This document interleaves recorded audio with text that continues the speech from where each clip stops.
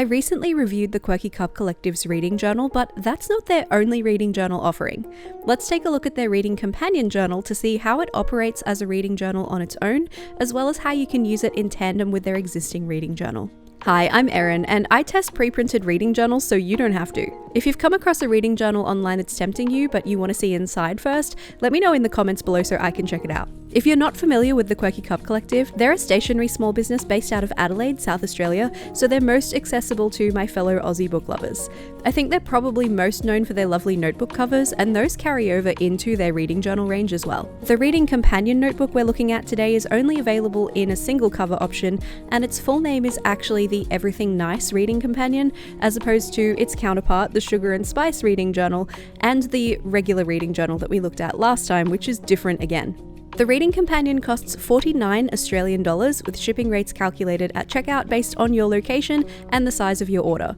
I purchased this reading companion with my own money, and this review is not sponsored or endorsed by the Quirky Cup Collective in any way. Also, if you watched my review of the standard reading journal and you liked the look of it but the colour you liked was out of stock, they restocked all their reading journals yesterday, so if you had your eye on a specific colour, now's the time to jump on it. So I thought we'd start out by discussing the differences between the reading companion and the original reading journal. Obviously the artwork on the cover is different, but the first biggest difference you'll notice is in heftiness.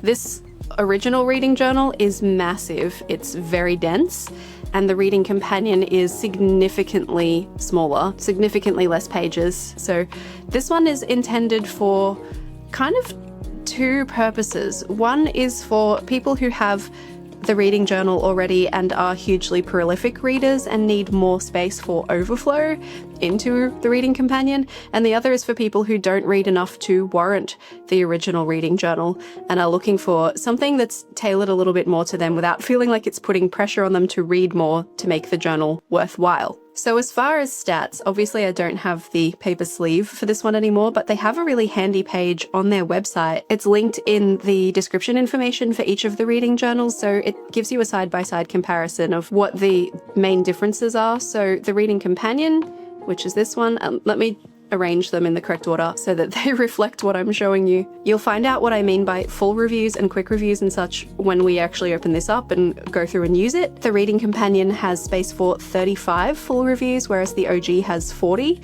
There are 217 quick review spaces in both, 620 spaces for the TBR list in the reading companion versus 372 in the OG reading journal, which means this one actually has way more. There's a wish list section in the reading companion that is not in the reading journal. There is no blank bookshelf in the reading companion, and there is only one reading tracker for 1 year in the reading companion versus 3 years worth in the OG reading journal. You don't get reading challenges, you don't get book recs, you don't get a library card, you don't get book awards, you don't get reading stats, you don't get upcoming releases. But otherwise everything that's included in the original reading journal is included in some way in the reading companion too. There is also a secret third option that I don't have called the Sugar and Spice reading journal, which is different again. So if you think of the reading companion as the little sister to the reading journal, I guess the Sugar and Spice reading journal is the mother. It's like even more involved than this one. All of that information is on the little cardboard sleeve here as well. The cover is spectacular. Let me take this off so that you can really see it. All my book girlies who want a library with a ladder, I feel like this was designed with you in mind because it's definitely got some Beauty and the Beast vibes. All the Quirky journals have cardboard covers. They are not vegan leather or anything like that, and they have this beautiful foiling. I think the beauty of the covers is really the main selling point of the Quirky Cup Collective journals. It's definitely what drew me in. And the foiling here, we got three different colors of foiling. We've got red for the main details like the roses and the border. We've got a pink in the hearts around the border and these little joins in the essentially glass panels of the stained glass window, and we've got this beautiful teal green for the leaves as well. Stunning, so shiny, and on the back we've also got a little quote. We lose ourselves in the books we read, but we find ourselves there too. Is that the same as what was on the back of this one? Yeah, it is. Okay, that's good to know. Consistency. Also the red page edges are pretty spectacular. I'm not someone who's always obsessed with a foiled page edge, but I do think that's a really nice, unexpected little touch. I feel like in order to do justice to this beautiful cover, I need to use a very nice pen, so I'm going with a fountain pen. This one is inked up with Ferris Wheel Press's Cabernet on the Lake, so similar color to the cover. Ooh, you can see it a little bit there on the nib. I feel like that's going to be a good fit. Shall we begin? Okay, so we open it up, The Adventures of, put your name here. We'll flip through everything first and then we'll come back through and add my own notes as though I were using this myself. Just noticed this print, this beautiful vine has handcuffs in, because this is part of the Sugar and Spice collection from the Quirky Cup Collective, which is a play on the spiciness of spicy books, not spice like the Hot Wings challenge, you know. Table of contents at the beginning here, and we have numbered pages. So I learned from reviewing the Wisteria journal that where it says full reviews and then it's empty after that, they are all full review pages. They are not blank. My assumption was that they would be blank, and they were not. So they go all the way down to page 185, and then you have your blank spaces following that. I think this might be the same introduction page, which would make total sense. Yes, you've got a beautiful page to colour in here if you would like to, and then we get started on the bookshelf, which is your little paper library where you can keep track of your books. So you can either write the titles into the spine or colour in the spine for each of these as you finish a book, plus some extra little details to add colour to if you so desire. One single spread of that, the left and right page for pages 6 and 7, and then we turn over to the reading tracker. This one would be so fun to colour in. The reading tracker is intended as a way to track how much time you spend reading each day, month and year, it says here, and to hold yourself accountable for reading your books. So you can tick off the days or record how much time you spend reading, and that's kind of a year in pixels situation, so you can write the year up here in the corner and fill in the information as you like. Then we have the TBR, to be read. Record your TBRs here and mark them off when you read them. Pretty simple setup here, title, author, and read Y/N. I feel like Y/N isn't that useful here because you would have to change it once you had read the book. Like if you had them highlighted as the N for no, when you did read the book, you'd have to come back and like also circle or color in the Y, which would be an indication, but also I think it would just be better to have a checkbox for me personally. Still functional, doesn't really make that much of a difference. Very minimal pages. This is very similar to the previous, the OG, as they call it on the website, reading journal. We've got 20 pages worth of TBR space here, so if you've got a massive TBR, there is space for probably all of it here, and you can fit 31 books to a page, so that is a lot of space for your TBRs. If you've hung out here on my channel before, you'll know that I don't like the term to be read. I prefer something that puts a little bit less pressure on it, so if you want to change the heading yourself, you absolutely could go through and put your own stickers or whatever over that. Next up, we've got the wish list. The days of deep diving through your phone notes is over. Keep your wish list of books in one place so you never forget a book recommendation again. Maybe this is just a me thing as somebody who mostly reads ebooks and audiobooks, and I get a lot of my books through the library. I don't buy very many books outright. The wish list and the to be read kind of function the same way for me, so having both is a little superfluous for me. But if you are someone who likes to buy books, buy physical books, or not even buy them but just have them on your devices ahead of time and you kind of lose track of where you're at, I understand why you might want to use to be read for things that you already have in your possession in some way, and then the wish list for books that you haven't yet obtained that you would like to in the future if you prefer to buy books. For me, this is a little bit of a double up though. So basically the same thing, honestly. Title, author, read, and there's this $sign category down the outside here that I assume is meaning like have you bought it or not. Yeah, okay. 4, 6, 8, 10, 12. Oh, there's a ribbon bookmark. It's blue. Let me just compare that to the cover. Oh, okay, yeah. It's bluey green enough to look really lovely with the leaves on the cover. For a second I was like, that doesn't seem like a congruent choice, but it is, it's fine. I forgot how many pages we had. 12 pages, 6 spreads of book wish list. That's creasing the page up in a slightly uncomfortable way. Then we get into the quick reviews, intended as a place to keep track of all your star ratings and log your books when you don't feel like writing a whole review. I'm a big fan of only doing like detailed things for books that I love, so I can understand why this would be a useful thing. I learned from the last one that this goes over 2 pages. So you've got book title, author, page count, genre. We've got a cute little graphic option here this time instead for you to check like the format that you read the book. I think in the OG reading journal, yeah, it just had this format section where you could write in your format. This is kind of cute. I'm assuming it's like a hardcover, paperback, e-reader, audiobook, other, blank for you to put your own, and then start date, end date, and star rating. This is interesting to me that the star rating is only in this top kind of example section here. In the previous OG review, we discovered the star rating is present all the way across. Very interesting. We've gotten rid of the reviewed column as well, which I like. I don't feel like we need to have that to indicate whether the book got a full review or not, because you can just go forward a few pages.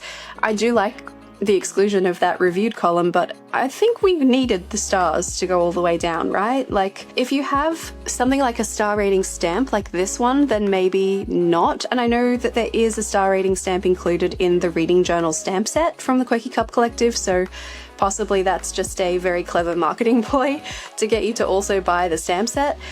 But I think it would have been nice to have that present all the way down the page, just personally. Considering it's in the other reading journal, I feel like it's not out of the way. So quick reviews, we've got 2, 4, 6, 14 pages, 7 spreads worth, and then we move on to reviews and reflections. Time to get serious. This is spectacular artwork. Okay, so we're getting serious at page 63, and then we move into the full review. What's going on here? There's a little flaw in the paper there. It's almost like an embossed little bump. That's weird. I'm keeping the journal, the previous one, handy on the side here. Okay, it is different, and they do seem to have gotten rid of this really pale text for the yes, no, unsure section here, so that's interesting. We've also added a little dot grid to the whatever this is. It looks like it was previously, favorite characters are still here, the ratings are still here, page references, no longer. And I guess this has been added as a space to put the book cover or similar. The more I review reading journals, the more I realize I don't really know what I think of things until I try them out. But this does look so far like the changes have been useful. So the star rating still got pride of place up the top here, title up here, author, series, book number within the series, I suppose. Times read is interesting. That language has been changed from read count in the previous. Times read I think is much clearer. Date started and finished, pages, and then the format section has again been changed to be this cute little color in the circle for the icon system, which I really like. Or ticket, you could put a little check there too. The thought section is a little bit more streamlined, so we've got did you enjoy this book, and there's room for a very short form answer. Would you read it again? The OG reading journal has a question about would you recommend this to a friend. That one has been removed, and fair enough. I feel like it's a useful question to ask yourself if you're not sure if you enjoyed a book, but I don't think it's the most useful thing to have in a reading journal necessarily. What did you like the most? What did you like the least? How did this book make you feel? Dot grid sections. Favorite characters, favorite with a U, because this has been designed by an Australian person, so we love to see it. Cover design, star rating, writing style, story and plot, and characters. So if you like rating your books on a system, you could use this as a system. Work out what it gets out of 20 and then divide that by 5 and you've got your star rating. That's basically how my Peach rating system works. If you want to know more about that, there's a link in the description to a video that explains it. Who was your favorite character and why? Wait, favorite characters, but also who was your favorite character and why? So I guess you can get a bit more in depth with it there if you want to, if you're very character driven. Notable scenes and a little trope section down the bottom. This was just blank in the previous. Oh no, we had tropes, it was just over here. But we had this little blank bit, which we no longer have. I just think it's been reformatted in a way that makes plenty of sense. And they were like 6 pages long for a single, like, in-depth review. It looks like, yes, that's been condensed, which is good because I felt like this was a little bit of overkill. We've got all of that stuff that we just talked about. And then you've got favorite quotes. How did this book make you feel? What did this book teach you? Who was your favorite character and why? And then final review, 2 pages worth of final review, and then a note section and a similar book section. And I just was like, wow, that's a lot. We don't have to worry about that so much now. We've got favorite quotes a nice big section, so if you want to letter it nicely, you have the opportunity to do that. Likewise, dot gridded note section here, and then lined final review. I like this way better so far. Obviously I haven't tried it yet, but I like this way better as a general review format. It's a little less daunting than in the other reading journal, the OG reading journal. And we've got, oh wait, stacks, positively stacks, which is good because obviously if you're doing this for every book you review, you don't have to, because you've got your quick reviews back here for books that you don't want to put this much effort into, but you do have plenty of room for those. I'm not going to go through and count them individually, but we will refer back to the table of contents from page 63 through to page 185. All reviews from here to here, all of that. Just for reviews. So I do think that's good. Favorite quotes, a place to, well, no information besides. Does this have favorite quotes?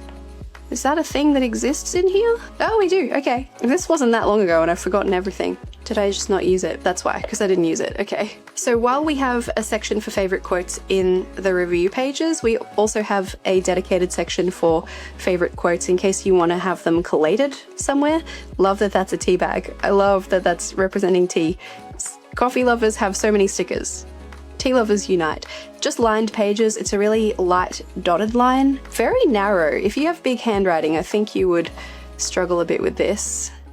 6, 8, 10, 12, 14 pages.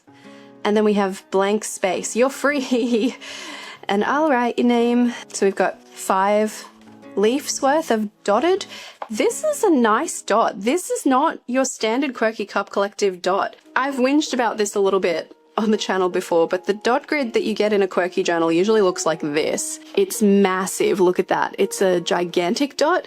This is a much more standard bullet journal dot grid size. Like if you compare those, the size of the dot itself is a lot smaller in the reading companion. And I think the spacing is probably more accurate. I'm gonna measure it though to find out, because this one claims to be a 5mm dot grid, but I have discovered in the past that it's not quite. Like the space between the dots is 5mm, but the dots themselves take up basically a whole millimeter, so it's sort of more of a 6mm dot grid. This one, let's see, my ruler's dirty. Oh, could it be they're smaller? I'm having a little trouble getting it to lay as flat as I'd like. It's not terrible, but it is making this part with the ruler a little bit more difficult. So it's looking like these are actually 4mm apart, which look, isn't the end of the world. It's not a big deal. I like this better than the old version for sure. Just interesting that it's still not a standard dot grid when I feel like that's quite a common like industry practice. Also, the way they're cut is not amazing. If this was a full journal, I'd be a little grumpy at this. The way we've got heaps of space at the bottom of the page number is really close to the outside edge, and then you've got a decent amount of space next to the binding and not much next to the outside here. I'd like it to just be centered a little bit more. In this context, that doesn't bother me so much, but if I had a whole journal of that, I'd be grumpy. Also, just like the previous, like I believe all the Quirky journals, the corners are not rounded, and I don't live for that personally. It's not a deal breaker, but it's not what I would choose for myself. And then we have some blank pages as well, a bunch of them, and then that is the end of the book. And I like that it ends on to be continued, because your reading journal journey is not complete when you finish the book. You get another one, or you move into a dot grid journal and DIY it like me, which I have a video about if that's something that you want to learn how to do. Since we've had a good look through, let's now try using the journal. So I've got some pens handy up here. I've got my fountain pen, of course. I've also, in the interest of making it like a more visual experience for myself, I've grabbed out some washi tapes, my sticker book full of all of my leftover sticker bits and pieces, and I made some book covers to go in here as well. I measured them against the sizes of the space in the reading review pages so that it would kind of fit the space. But we're gonna go from the beginning. We're just gonna go back to the beginning of the book. Because this is blue, I'm gonna go with a deep blue in the Pentel brush sign to put my name in the front here. The Adventures of Me. That's a little bit more of a blue than I was hoping. Ideally it would be more muted, but that's okay. That's my name. Have I still got the sleeve Handy I do. Does it say what the GSM, 120 GSM paper, so that's not typically something you're going to run into too much issue with if you're using water-based markers like the Tombow dual brush pens. That would have been a way better color for this. That's okay, it's done now. Alcohol markers, of course, will still bleed right through because that's what they do on this kind of paper. All right, we're gonna get stuck in. Yeah, from the bookshelf, let's go. I've got blues out because that's what color my own reading journal is at the moment. That's the theme of my March stuff, so I've got a bunch of blues out. So I'm just gonna use those, plus a little bit of brown from my April reading journal, my April bullet journal rather, setup. I'm just gonna use those to color this in. With my usual journals, I'd be pretty happy to just pop this over the cover to keep this in place, but because this one's cardboard, I'm not willing to take that risk. But I do feel like we need to keep this a little flatter than it is currently. Just gonna go ahead and color maybe the top 2 rows here, however many it gets up to with the number of books I've read. Maybe I won't even fill one. Well, we're about to find out. I'm gonna be using some reading stats from so far this year, so I'll be referring to my Storygraph for that. If you wanna be friends on Storygraph, it is linked in the description. I do also have Goodreads, but I'm not updating it anymore. Something I personally really enjoy doing with a bookshelf illustrative page like this is incorporating an element of some kind of tracker. So you could use the space above or below the bookshelves to add a kind of color coding, and this way you can use it to track things like format or genre or page count or anything else that you like. I like to do mine in a color-coded sort of way, so that all the books I read in a single month will be the same color. So all my January books the same color, all my February books the same color, so on and so forth. I just find that fun as a visual representation of data. This is a pretty small space, so to write the book titles in, I'm using the Sakura Pigmamicron 01, and I'm feeling like I need to put something under here to stabilize it. I'm just gonna pop a camera battery under there, that's better.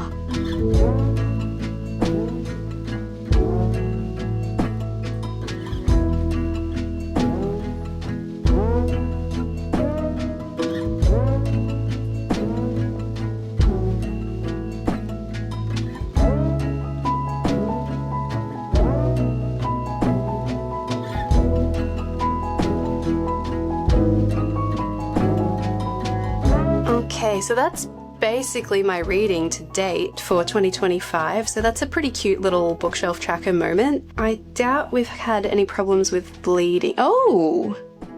I'm sorry, what? That's not what I was expecting. We are seeing a little bit of bleed going on here. Very interesting. I did go over a couple of spots a couple of times, and that seems to be where it's come through, which is not to be expected, but doesn't fill me with joy, especially for things like these little illustration pages. If you were using water-based markers to color these in, and then it's going through onto something like your reading tracker, you know, like at the back of this, what's our illustration here, the TBRs. If this is bled through here, then maybe you have a less functional page, so that's something to keep in mind. It's minimal, it's not terrible, but I'm used to none of it, so I'm actually quite shocked by that. It was fun to use though. If you really wanted to make sure you were avoiding that, pencils might be the way to go. Definitely functional though, and fun, especially for me, who is somebody who doesn't read a lot of physical books. I don't have a real life bookshelf so much, so it's fun for me to see it represented in this way. Let's move on to the reading tracker. I don't really use this information so much, but I do have Storygraph, so we could probably somewhat fill it out. This is not something that I actively track, like days that I read versus days that I didn't. I suppose we can just do it from, oh, I don't pay for Storygraph, so I don't have like the custom date range. It says that there were days where I didn't read, but they were probably just days that I didn't log. Do you know what? I'm not going to mess with this. How would I track it if I were, obviously I'd put the year here. I would probably just color in read or not read. This is also something you could color code. You could be like, well, this color is going to be for days when I read over 200 pages. This is going to be for days that I read 100 pages. Under 100 pages, didn't read. Likewise with audio, if that's your main thing, you could do it by hours if you prefer that. Storygraph can also convert hours to pages if you're not into that. Like, it could be an interesting thing. This just isn't something that's important to me, so it's not something I put effort into tracking for myself. let's move on to the TBR. I don't have much in my own TBR at the moment, like in my reading journal. I just haven't really copied it over, but I do have some stuff in my to read pile here within Storygraph. So let's just put these.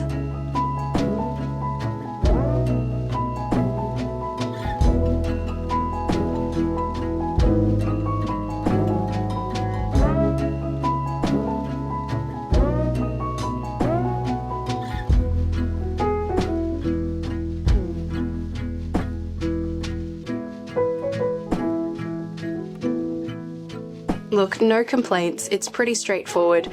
My only gripe would maybe be that the page is a little too boring. Not that it's boring per se, but you know, some decoration. When you have a cover like this and the inside of the journal looks like this, it's leaving it open for you to do what you will with it. Of course, if you do want to liven things up, you can add some washi tape. Like, that's absolutely doable and fair. And of course, they do also sell washi tapes on the Quirky Cup Collective that are themed to match this one. I actually have 2 of them from the Sugar and Spice collection. They're really lovely. Like, excuse my battery, they are a really nice match to the cover, so if you wanted things to look really cohesive, that would be pretty easy to do.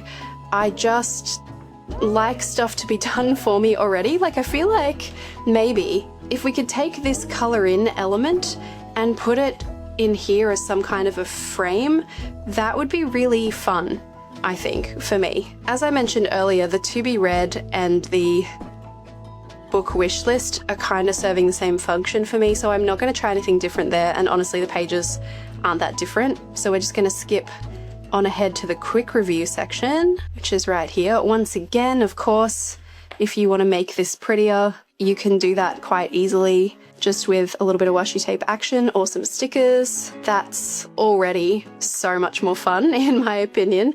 And you know, if you don't like the title, the way the font looks or anything like that, you can make your own sticker. You can just write it on some separate paper and glue it in. You can put like letter stickers over that if you would like to. I'm already significantly more inclined to use it when it looks like this. Let's fill out the quick reviews for the books that I've read this year. So it'll be the same list that we've just put back here. This time I'm going to use the fountain pen because I'm really curious about the paper holding up after not having such a good time back here on this bookshelf. Let's see how she holds up to ooh! Immediately smears fountain pen ink on the page. See how she holds up to a medium fountain pen nib? And I've got the Ferris wheel press ink in there called Cabernet on the Lake. We're just going to pretend that didn't happen. Don't know what you mean.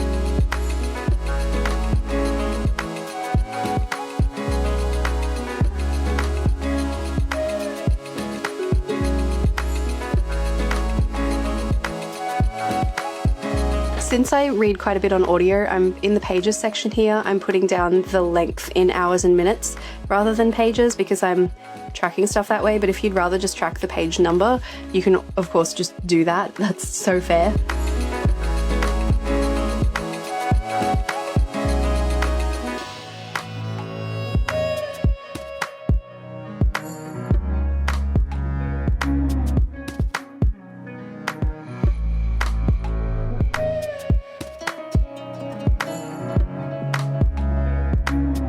Okay, I'm having some trouble with my pen, so I'm just gonna switch here. It's probably the shimmer.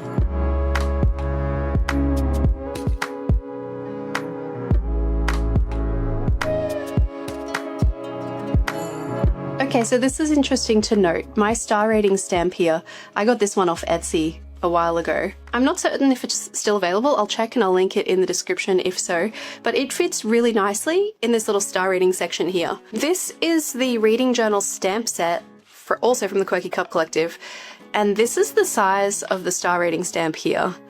It's kind of huge by comparison, like check that out. So that I think is going to struggle to fit here, but let's give it a go. You can see I've never actually used it because I thought it was going to be a fair bit smaller than it is. Lining it up is going to be a bit interesting too, because I think it's taller. Yeah, I don't know how I feel about that. I feel like if you're making these products and selling them with, you know, reading journal stamp set written on the box, when you're also selling a reading journal, maybe they should work together. These would work great FYI, back on, like, it's the same stamp designs you can see here. This particular journal doesn't have blank versions of this, but the previous OG version does, so that's a consideration. Anyway, let's keep filling this out. I do find a much bolder edge on the star rating helps it be easier to color in. Oh no, I always do this. I just got stamp ink. Crap. On the corner of this pretty journal. Hopefully, if I'm speedy enough, yes. It might be, oh goodness, juicier wet wipe than I thought. It might be a little stained. Oh, maybe we got away with it. Maybe like the ever so slightest little bit of a stain. Okay, I'm very happy with how that came up. One of these days I'll learn from my mistakes.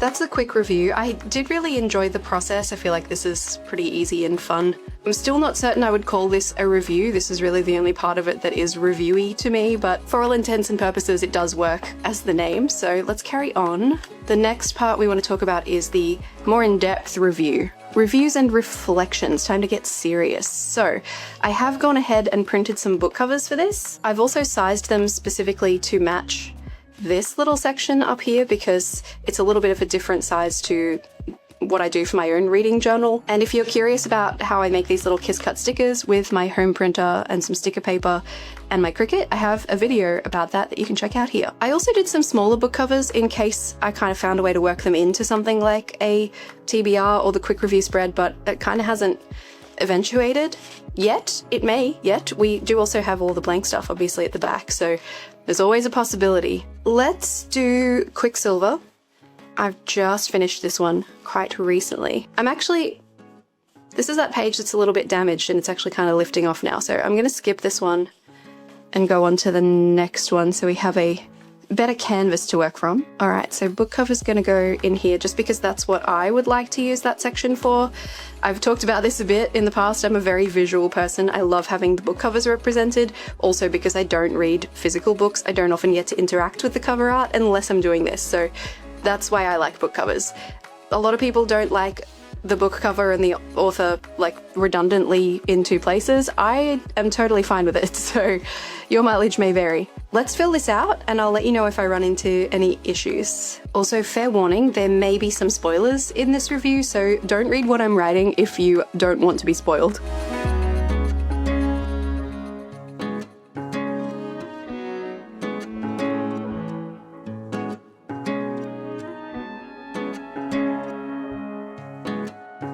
Okay, I've come to the conclusion that it's easier to fill in this star rating system by just drawing a little star over the top of it than it is by actually coloring it in, because these no longer resemble stars. It's so much easier for me, for whatever reason, to color in the stamps with their thicker outlines than these ones, so that's just a me thing. This is the kind of built-in rating system over here. I don't know if you know this or not, depending on if you've spent time on my channel before, but I have my own rating system that I devised, and I have indeed rated this book by it, so I'm just going to add that down the side here for my own reference. My rating system is called Peach. I named it after my cat, and each of these letters stand for a category. I have a video explaining this, so I'll make sure that's linked in the description in case you want to check it out. Okay, that's the first page. There is a second page for the review. I don't remember if I had any favorite quotes or not. Let me check my Goodreads. Oh, I do have a quote. Okay, good. Just kind of feathering a little.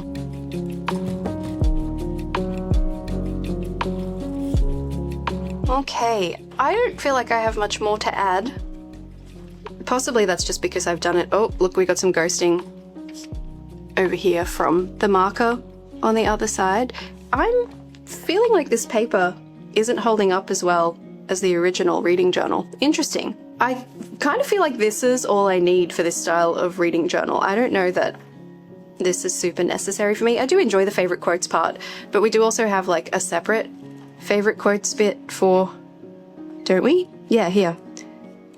For like general use, so I don't know if I'd want two necessarily. I feel like maybe having it tied to the book makes a bit more sense to me, but then there's no point in having 1.5 spreads or like 3 pages and then have a new review start here, you know, so I get why it's set up like this. Also, this does give you room to add pretty stuff if you want to. Let's just do a little collage here for funsies, because I feel like stickers and washi tape are going to be safer, honestly, than pen in this particular little setup. I don't know that I really have stuff that is Quicksilver appropriate. I'm just working with really easy to grab things. I'm not kind of really trying to match the book here too much, but I do have a silver washi tape handy that I used in my reading journal for this book as well. We'll start that as a jumping off point. Also, for me personally, in the quotes section, I wouldn't mind if it had a dot grid or a bit of a lined effect on the page rather than just blank like that, because you're writing text, right? Unless you're printing it or stamping it or something, which I'd still prefer lines or dots. Actually, I'd prefer dots over everything for stamping purposes. Look, this is a very loose interpretation of this book. And because I had a spare cover here, I'm just gonna slap that down because why the heck not, right? That print is very pink because of some issues I was having with running out of ink when I made it, but do you know what? It's fine. So that's probably what I would be doing with that section, maybe even a whole page of it over here if I were going to be using this as my main reading journal. Definitely serviceable. I think this is much more approachable than in the OG reading journal. Let's carry on forward. We've just talked about the favorite quote section. I don't know that we need to repeat that necessarily. I'm not a huge quotes from books girly, so I don't feel like that's of a huge amount of importance to me. But of course, do you know what I actually think would look really cool is if you printed these just in like a text, like a serif typewriter font or something, and just like stuck them all in individual lines. I think that could be really fun if you aren't into your handwriting. You could even save them up over the course of the year and print them all in one go. Just stick a big block there. And then we have our blank space. Okay, so that actually brings us to the end of the journal. Of course, if there is anything missing from the journal that you wish it had, you can use the dot grid pages to add that on and have your own trackers over here. Likewise, with these ones, you can print. Like you could go on Etsy and get some printable reading journal tracker type stuff to add here. It may just bother you that it's right at the back of the book, although it would be pretty easy to find because you can just kind of, bam, here we are. So that is the reading companion. I like rating reading journals in a similar way to how I rate books, with a star rating out of 5, calculated across these 4 criteria: book cover, internal aesthetic, practicality and function, and enjoyment.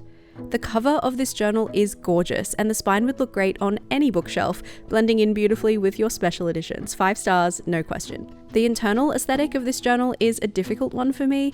I'd love to see the pages of these journals match the aesthetic of the cover a bit more, but I also appreciate that a basic page layout gives you the ability to customize to suit the aesthetic of the books you like to read, or to just play around with whatever stationery you have available to you. I do think the coloring pages are a fun addition though, and a great keeping hands busy activity for audiobook enjoyers. I also love that there's a space perfect for adding a book cover to the review spreads in this journal without forcing it on anyone who isn't interested in doing that. So I'm going to give it 3.5 stars for internal aesthetic, which is a touch higher than the original reading journal scored. As for function, I have no complaints with this journal. In fact, I think it functions a little better than the original reading journal, with some thoughtful changes to the review spreads. I can see how it would suit both rapid readers and slower readers, and I love that the instructions are built in without affecting the flow of the journal too much. I would have liked to see at least one reading stats spread included, but that's always something you can add for yourself in the blank space section near the end of the notebook. So I'm giving it 4.5 stars for practicality and function. And our last category is enjoyment. You have to keep keep in mind here that the creative element of keeping a DIY reading journal is what makes it exciting for me, so I was never going to be someone who's drawn to the idea of a pre-printed reading journal in the first place, but I did enjoy the user experience of the reading companion a little more than the original Quirky Cup Collective reading journal. I'm giving this one 3.5 stars. That gives us a total score of 16.5 out of 20, or 4.13 stars out of 5. I'd love to know what you think. Could you see yourself using this reading journal? What do you think are its strengths and its weaknesses? And are there any other reading journals you'd like to see me review? In case you're still on the hunt for the right reading journal for you, here's another review I made for Notebook Therapy's pre-printed option, as well as a video all about how to start a DIY reading journal that you'll love using.